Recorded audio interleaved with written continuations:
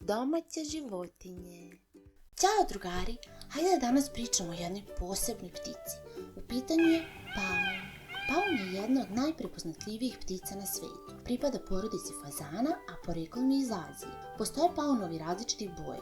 Pored uobičajenih postoji beli paun koji je izgubio pigment u perju, ali su mu oči i dalje tamne. Samo mužjaci paunovi imaju raskošno perje, ali to što vidimo nije u stvari pravi rep, već su to dugački repni prekrivači. Koriste ih u sezoni parenja da bi privukli ženke. Što je perje veće i zdravije, to su veće šanse za parenje. Svako pero ima šaru nalik oku.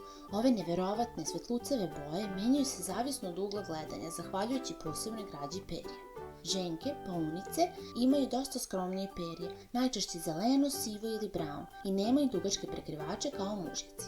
Međutim, i mužjaci i ženke imaju prepoznatljivu krestu na vrhu glave koja izgleda kao kruna. Paunovi su svaštojedi, jedu semenke, voće, insekte, ali i male zmije i glodare. Iako su paunovi velike ptice sa izuzetno dugim repom, oni su zapravo vešti letači. Međutim, uglavnom lete samo da bi izbjegli opasnost ili, što je najčešće, da bi uveče stigli do visokih grana.